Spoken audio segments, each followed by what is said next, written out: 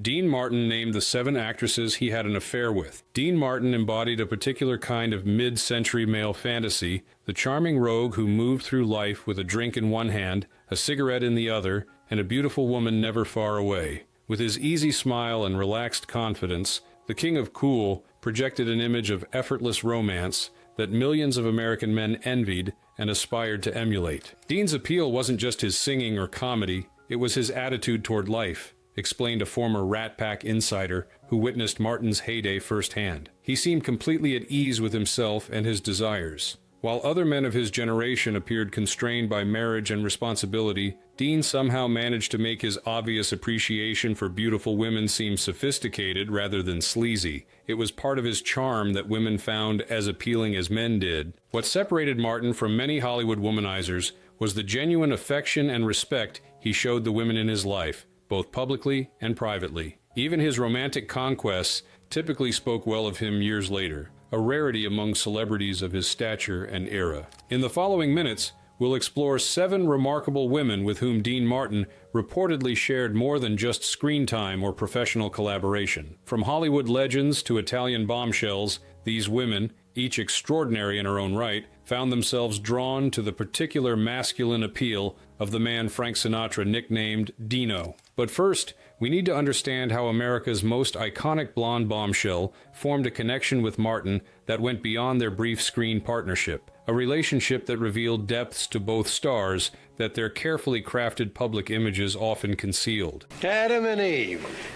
I was afraid you'd misunderstand about that. No, what's to misunderstand? A man's wife spends 5 years... 1. Marilyn Monroe, the fragile bombshell. When Dean Martin and Marilyn Monroe were cast together in the ill-fated 1962 film Something's Got to Give, they were already acquainted through the overlapping social circles of Hollywood and the Rat Pack. Their on-set relationship, however, reportedly evolved into something deeper than casual friendship, a connection between two people who recognized in each other authentic humanity beneath carefully constructed public personas. Dean and Marilyn had a special chemistry that was immediately apparent to everyone on set, explained a production assistant who worked on the famously troubled film. While others were frustrated by her lateness and frequent absences, Dean showed remarkable patience and protectiveness. There was something genuine between them that went beyond typical co-star politeness, a mutual recognition of vulnerability beneath their glamorous images. This connection made Martin one of the few people who stood firmly by Monroe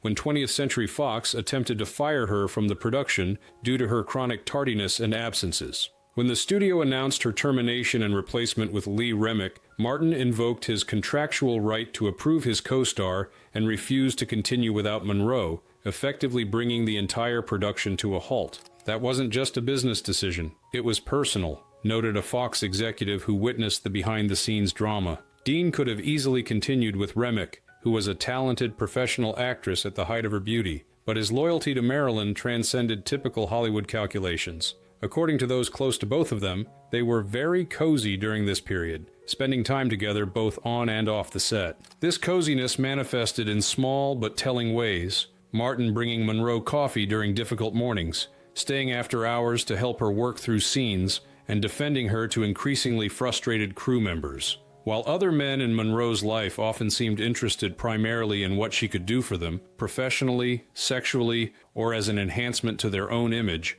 Martin appeared to genuinely care about her well-being. What made their connection particularly poignant was the timing, observed the cultural historian. This was the final period of Marilyn's life, when she was struggling with depression, addiction issues, and increasing isolation. Dean was one of the few people who seemed to see past the Marilyn persona to the troubled Norma Jean beneath, and to offer compassion rather than exploitation or judgment. This compassion stood in stark contrast to how many others in Hollywood treated Monroe during her final months. While studio executives, frustrated directors, and gossiping columnists portrayed her as difficult and unprofessional, Martin consistently emphasized her talent and vulnerability in both public comments and private conversations. He didn't just love her as an actress, he loved her, period, said a makeup artist who worked with both stars. Whether their relationship included a physical dimension or remained an emotional connection, what was clear to everyone around them was that Dean saw Marilyn's humanity when many others were seeing only problems or opportunities.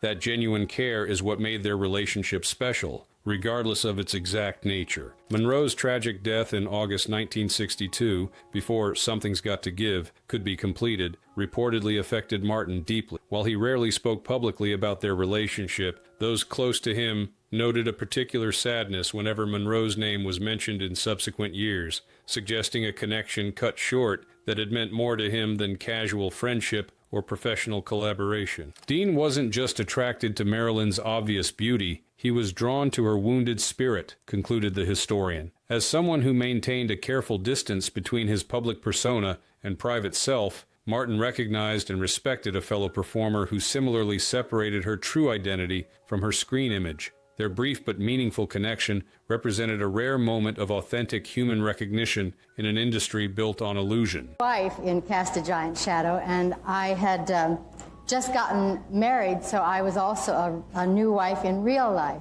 2. Angie Dickinson, Cool Meets Cooler. If Dean Martin embodied a particular kind of masculine cool in the 1960s, Angie Dickinson represented its perfect feminine counterpart. With her sleek beauty, confident sexuality, and refusal to play the typical Hollywood ingenue, Dickinson brought a modern sensibility to feminine appeal that perfectly complemented Martin's relaxed masculine charm. Their chemistry, evident whenever they shared the screen on Martin's variety show, reportedly extended well beyond the cameras. Dean and Angie had that rare quality of seeming completely comfortable with each other, explained a director who worked on multiple episodes featuring Dickinson. It wasn't just sexual tension, though, that was certainly present. It was a shared sensibility, a mutual understanding of how to project confidence without arrogance, sexiness without vulgarity, sophistication without pretension. They moved in the same rhythm, which made their interactions compelling whether they were performing a comedy sketch, singing a duet, or simply bantering between segments.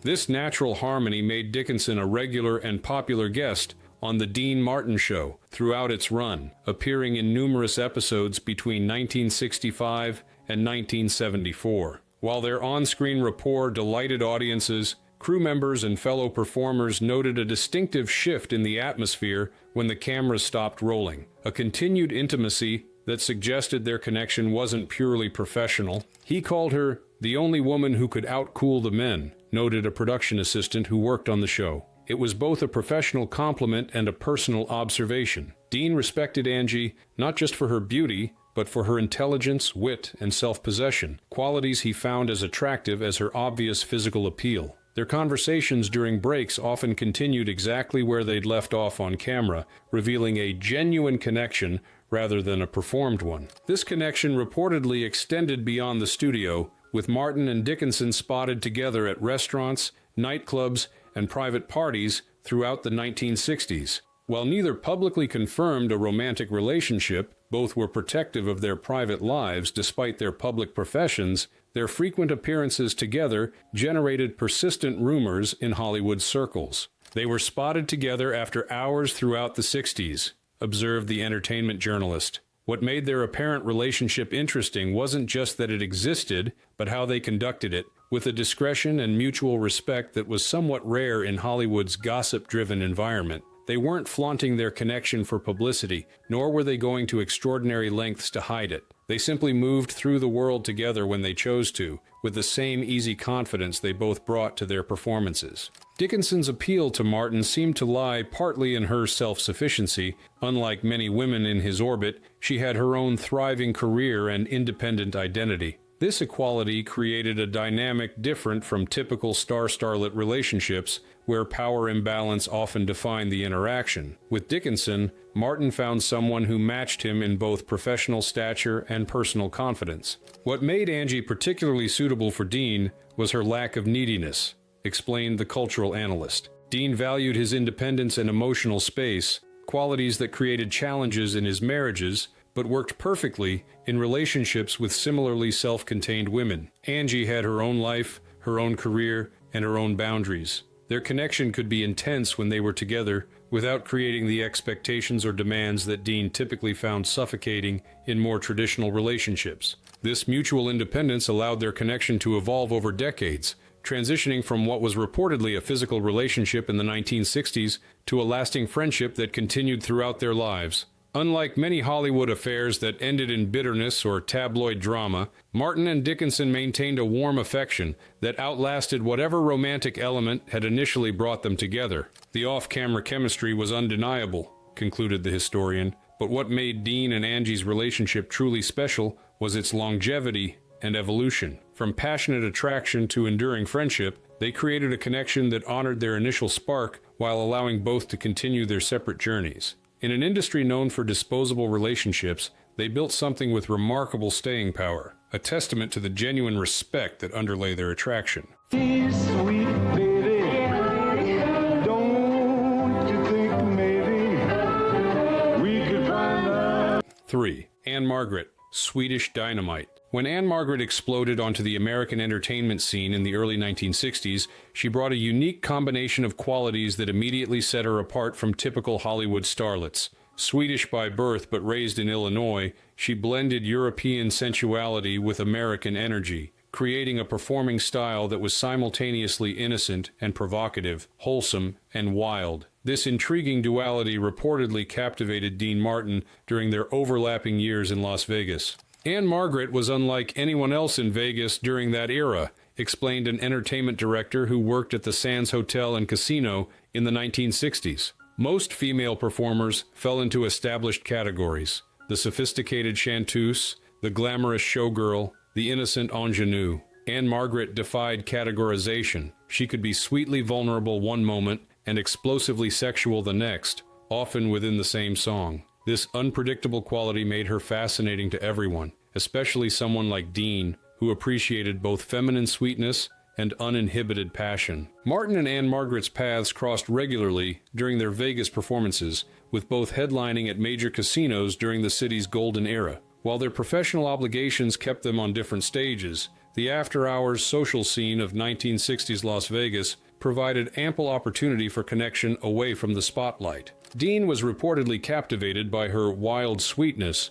noted the cultural historian. It was an apt description of Ann-Margret's unique appeal, the combination of genuine warmth and untamed energy that made her performances so compelling. For Martin, who had spent years surrounded by both innocent good girls and worldly sophisticates, Ann-Margret represented something fresh and intriguing, a woman who seamlessly combined qualities that were usually separated in the Madonna-whore dichotomy that defined feminine images of that era. This fascination reportedly led to discreet encounters during their Vegas years, with Martin occasionally seen leaving venues with Ann-Margret after her performances.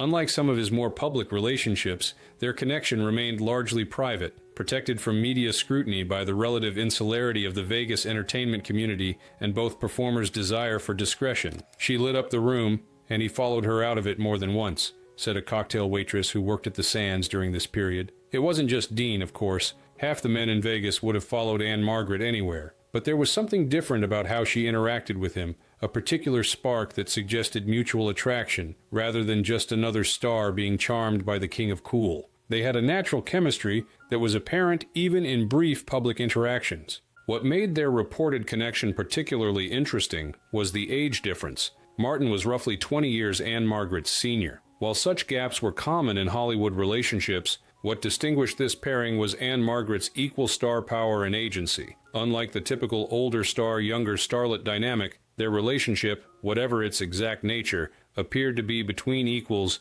despite the age disparity. Ann-Margret was never anyone's ingenue, explained the entertainment journalist. From the beginning of her career, she projected a confidence and self-determination that set her apart from the typical discovered starlet. This independence likely appealed to Martin as much as her obvious beauty and talent. He respected women who knew their own minds and made their own choices, women for whom involvement with him would be a decision rather than an achievement. Like many of Martin's reported romantic connections, his relationship with Ann-Margret evolved over time into a warm, lasting friendship. They would occasionally perform together in later years, with their easy rapport suggesting the comfort of people who shared history, but had moved beyond any complications it might have once contained. What made Dean's romantic life interesting wasn't just who he was involved with, but how those relationships transformed over time, observed the cultural analyst. With Ann-Margret, as with many women in his life, what might have begun as physical attraction developed into genuine affection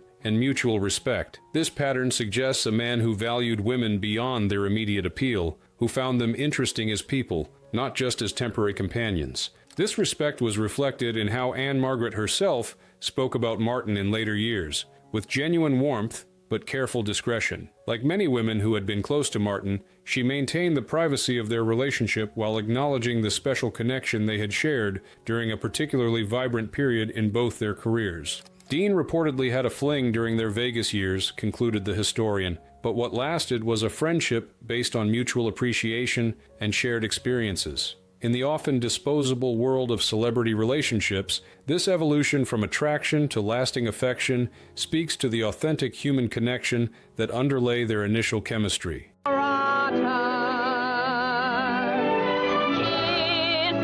4. Shirley MacLaine, Fiery Spirit. Among Dean Martin's reported romantic connections, his relationship with Shirley MacLaine stands out for the intellectual dimension that complemented their physical attraction. Unlike the purely ornamental starlets who often adorned the arms of Hollywood leading men, MacLaine brought formidable intelligence, artistic ambition, and an unconventional worldview to every relationship, qualities that reportedly fascinated Martin as much as her obvious beauty and talent. Shirley and Dean connected on multiple levels, explained a crew member from the 1958 film Some Came Running, which featured MacLaine, Martin, and their mutual friend Frank Sinatra. While the public saw the glamorous surface, beautiful actress, handsome singer, those of us on set witnessed conversations that went far beyond typical Hollywood small talk. Shirley challenged Dean intellectually, introducing him to ideas about spirituality, politics, and art that were outside his usual frame of reference. That mental stimulation seemed to intrigue him as much as her physical appeal. This multidimensional connection was apparent during the publicity tour for Some Came Running, when Martin and MacLaine were frequently photographed together at press events, premiere parties, and industry functions. Observers noted a particular warmth in their interactions that suggested more than the standard collegial relationship between co-stars. They were close during Some Came Running press events, noted the entertainment journalist. What made their interaction interesting was how Shirley brought out a different side of Dean, more engaged, more intellectually curious, less reliant on his standard cool guy persona. With most women, Dean played the charming rogue we all expected. With Shirley, there were glimpses of the thoughtful, complex man beneath the carefully crafted public image. MacLaine's connection to the broader Rat Pack circle provided natural opportunities for ongoing contact with Martin beyond their work on Some Came Running. As part of the extended social orbit around Sinatra, MacLaine moved through the same Vegas showrooms, Hollywood parties, and exclusive gatherings that defined Martin's social life during this period. She was fiery, weird, and Dean couldn't get enough, observed a pianist who played at several Rat Pack gatherings in the early 1960s. What made Shirley different from many women in their circle was her absolute comfort in her own skin. She didn't adjust her opinions, tone down her personality, or play dumb to make men feel comfortable. That authenticity seemed to both challenge and attract Dean, creating a dynamic that was more equal than many of his interactions with women. This equality may have been part of what drew them together. Unlike the typical power dynamics between male stars and female admirers, MacLaine and Martin met as peers, both established performers with their own careers, perspectives, and sources of confidence. This balance created space for a relationship based on mutual attraction rather than the usual patterns of pursuit and conquest. MacLaine hinted in later interviews that she had flings with Rat Packers, noted the cultural historian. While she never explicitly named Martin, her comments about that period suggest relationships that were meaningful but not restrictive, brief but genuine connections that fit naturally into her independent lifestyle. This approach to romance aligned perfectly with Martin's own preferences for relationships that enhanced rather than complicated his life. What made their reported connection particularly intriguing was how it combined seemingly contradictory elements: intellectual discourse and physical passion, spiritual exploration and worldly pleasure, serious artistic ambition, and playful hedonism. These dualities reflected the complexity of both performers, neither of whom could be reduced to the simple public personas that sometimes defined them in the popular imagination. Part of the Sinatra orbit, and so was Dean, explained the historian. The Rat Pack created a self-contained social world with its own rules and expectations. Within that protected space, relationships could form and dissolve with relative privacy, allowing for connections that might have generated more publicity or scrutiny in other contexts. This insularity likely facilitated the reported relationship between McClane and Martin, providing both the opportunity for connection and the discretion to maintain it on their own terms. Like many of Martin's romantic attachments, his connection with McClane appears to have evolved over time into a warm friendship without the complications or bitterness that often accompanied Hollywood breakups. This pattern of sustained affection after physical relationships had ended suggests a man who genuinely liked and respected women, not just as romantic partners, but as complete human beings. Shirley MacLaine represented a particular kind of challenge to Dean, concluded the cultural analyst. She wasn't just beautiful and talented, but intellectually stimulating and spiritually adventurous. Their reported relationship suggests a man more complex than his public image sometimes allowed, someone capable of being attracted not just to conventional beauty, but to fierce intelligence and unconventional thinking. That this attraction reportedly led to a brief but meaningful connection speaks to the depth beneath Martin's carefully maintained surface of effortless cool. Lived in an alley down by Malaya. 5. Raquel Welch, Beauty and Brains. When Raquel Welch guest starred on The Dean Martin Show in the late 1960s and early 1970s, she was at the height of her fame, an international sex symbol whose poster from 1 million years BC had become one of the most iconic images of the era. Behind this bombshell image, however, was a woman of considerable intelligence, business acumen, and professional determination, qualities that reportedly intrigued Martin as much as her obvious physical beauty. Dean had encountered countless beautiful women throughout his career, explained a production assistant who worked on multiple episodes featuring Welch. What made Raquel stand out wasn't just her extraordinary appearance, but her sharp mind and professional focus. She approached her guest appearances with a seriousness and attention to detail that impressed everyone, including Dean. You could see his respect for her growing with each interaction, respect that reportedly evolved into something more personal over time.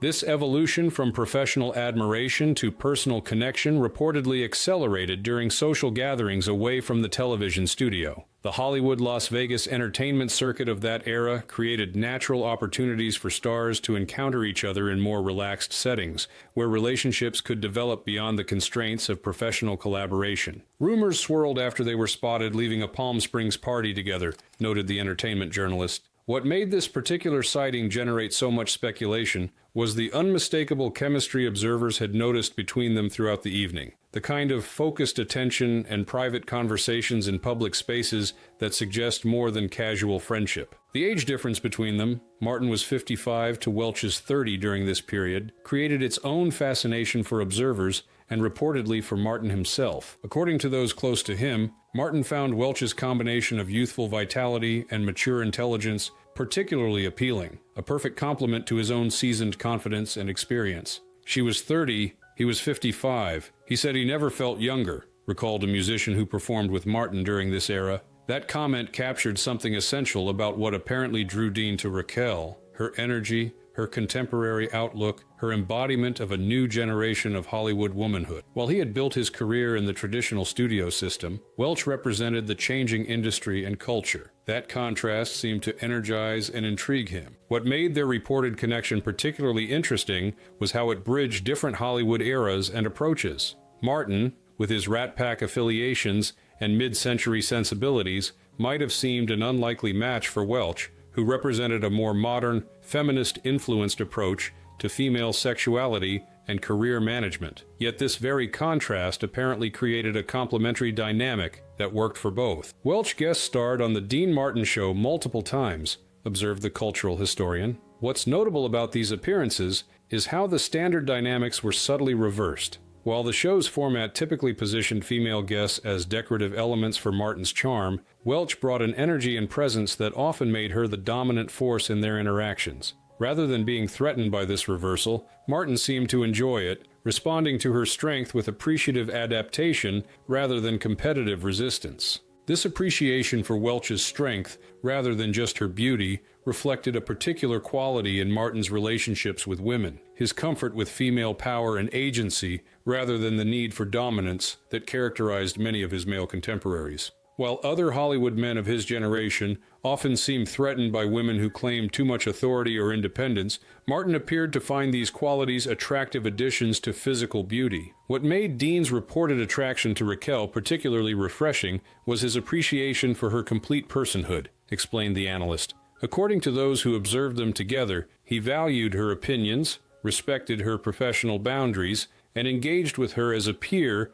rather than merely an object of desire. This approach distinguished him from many men of his era, for whom beautiful women were primarily decorative accessories rather than equal partners in either professional or personal contexts. Like many of Martin's reported romantic connections, his relationship with Welch, whatever its exact nature, appears to have been conducted with mutual discretion and respect. Neither performer publicly discussed any personal involvement, maintaining the privacy that both valued despite their highly public careers. Raquel Welch represented a particular kind of challenge to the conventional dynamics of Hollywood romance, concluded the historian. She combined extraordinary beauty with sharp intelligence and fierce professional ambition, qualities that intimidated many men, but apparently intrigued Dean Martin. Their reported connection, bridging different generations and approaches to stardom, suggests Martin's capacity to appreciate women not just as they appeared on posters, but as they existed in reality. Complex, ambitious, and fully dimensional human beings, rather than simply objects of desire. Excuse me, Guardsman. I'm sorry to bother you.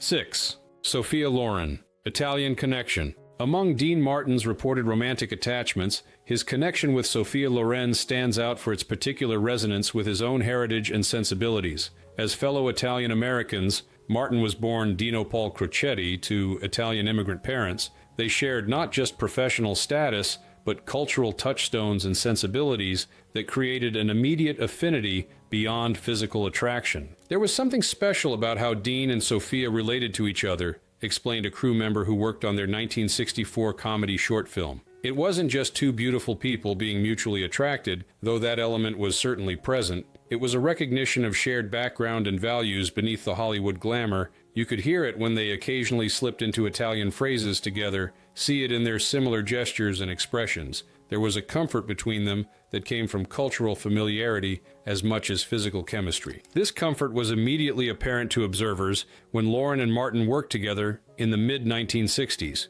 Though their professional collaboration was brief, their connection appeared to transcend the typical collegiality between co-stars, suggesting a personal dimension that continued beyond their time on set. Dean later joked, "I'd marry her if she'd just stop looking at Sinatra," noted the entertainment journalist. While delivered as humor, the comment revealed something genuine about his appreciation for Loren, not just as a beautiful woman, but as someone he could imagine sharing his life with. The Sinatra reference was typical Dean self-deprecation, but the underlying sentiment suggested real admiration that went beyond casual attraction. What made their reported connection particularly intriguing was how Loren represented a different kind of feminine ideal than many of Martin's other romantic interests. While still undeniably glamorous, Loren brought an old-world sophistication and dignity that contrasted with the more obviously sexual appeal of some American bombshells. Her beauty was inseparable from her intelligence, confidence, and cultural depth, qualities that reportedly drew Martin to her as much as her physical attributes. She was elegance, and he was addicted to it, observed the cultural analyst. What distinguished Dean's apparent attraction to Sophia was how it reflected his own journey from Dino Crocetti of Steubenville, Ohio, to Dean Martin of Hollywood. She represented a kind of European sophistication that he had incorporated into his own transformed identity, the refinement and style that distinguished him from his humble origins while honoring his cultural heritage. The Italian press took particular interest in the connection between these two Italian-American stars, generating gossip and speculation that followed them for years. This cultural dimension added another layer to their relationship, creating a narrative that resonated with ethnic pride and shared identity beyond typical Hollywood romance. Italian press gossiped about them for years, noted the historian. For Italian media and audiences, the potential pairing of two of their most successful cultural exports to America created a story too compelling to ignore, regardless of its actual substance. This attention placed their connection in a broader context of national and cultural identity, rather than just personal attraction, making them representatives of Italian charm and beauty on the world stage. Despite this public interest, both Martin and Lauren maintained characteristic discretion about the exact nature of their relationship. As established stars with their own families and reputations to consider, neither engaged in the kind of public romance that would have generated even more media attention. Instead, their connection appears to have been conducted with the sophisticated privacy that characterized both of their approaches to fame. Worked together on a comedy short in the 60s, explained the film historian. While their professional collaboration was limited, it provided the opportunity for a personal connection that reportedly continued through occasional encounters at industry events, mutual friends gatherings, and the international entertainment circuit that both navigated as global stars. These intermittent meetings allowed for a relationship that could evolve at its own pace without the intensity or scrutiny of constant contact. Like many of Martin's reported romantic interests,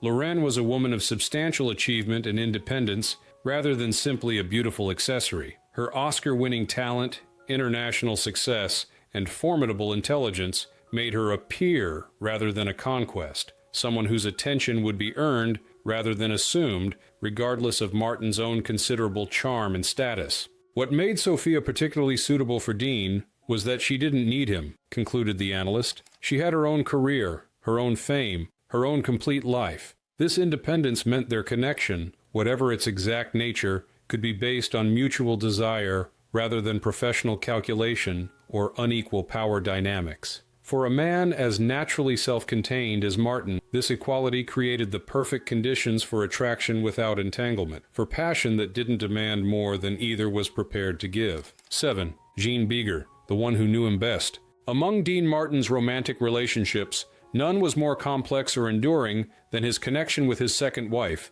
Jean Beager. Their official marriage lasted from 1949 to 1973, spanning Martin's rise from nightclub performer to international star, and produced 3 children. But according to those close to both, their relationship didn't end with legal documents or property settlements. Instead, it reportedly evolved into something equally intimate but less formally defined. Though divorced in 1973, rumors persisted that they continued sleeping together for years, explained a family friend who knew both Martin and Beager during the post-divorce period. Their continued connection wasn't really a secret among those close to them. It was more an acknowledgement that their relationship had changed form rather than ended entirely. They had moved beyond the structure of marriage while maintaining the intimacy and understanding that had always been at the core of their bond. This unusual arrangement reflected the particular complexities of Martin's personality and needs. While he clearly valued the emotional connection, family stability,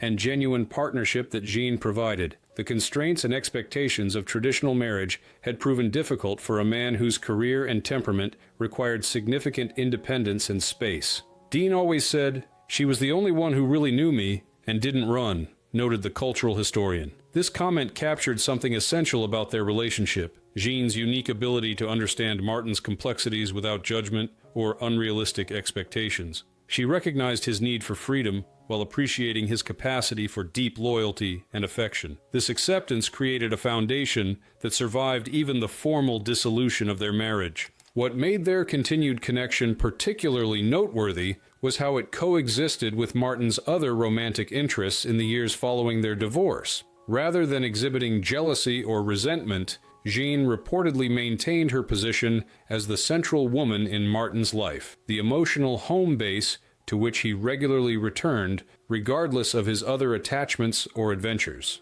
Sometimes the real affair never ends, observed the relationship expert familiar with Hollywood couples of this era. What Dean and Jean created was a relationship that transcended conventional categories. They were no longer legally married, but they remained deeply connected, sharing holidays, family events, and apparently occasional intimacy that acknowledged the physical chemistry that had always been part of their bond. This arrangement seemed to provide both with exactly what they needed from each other without the expectations that had previously created conflict. This arrangement was facilitated by the genuine friendship that had always underlaid their romantic connection. Unlike many Hollywood marriages that devolved into bitterness and recrimination, Martin and Beager's relationship had been built on mutual respect and genuine affection, qualities that allowed their connection to evolve rather than simply terminate when the formal marriage ended. Jean understood Dean in ways that no one else did, explained the family friend. She knew when to push him and when to give him space, when he needed company,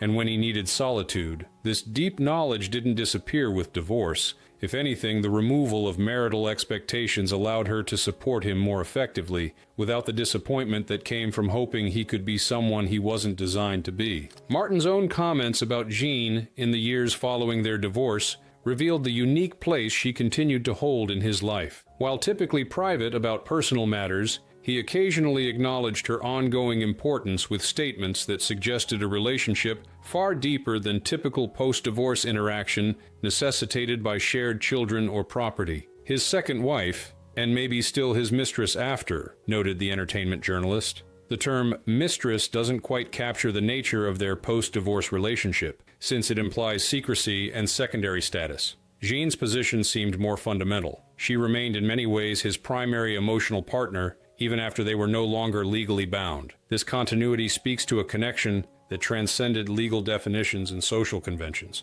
What makes their story particularly poignant is how it reveals the limitations of conventional relationship categories in capturing the complexities of genuine human connection. Martin and Beeger found a way to preserve what worked in their relationship while discarding the structure that had created conflict, a solution that prioritized authentic need over social expectation. Martin and Jean's ongoing relationship after divorce reflects a particular wisdom about human connection, concluded the cultural analyst. They recognize that legal documents define rights and obligations, but not feelings or genuine bonds. By creating a post-marriage relationship that honored their continued affection and understanding, they demonstrated a maturity often lacking in Hollywood breakups, an ability to evolve rather than simply end a significant connection that had shaped both their lives.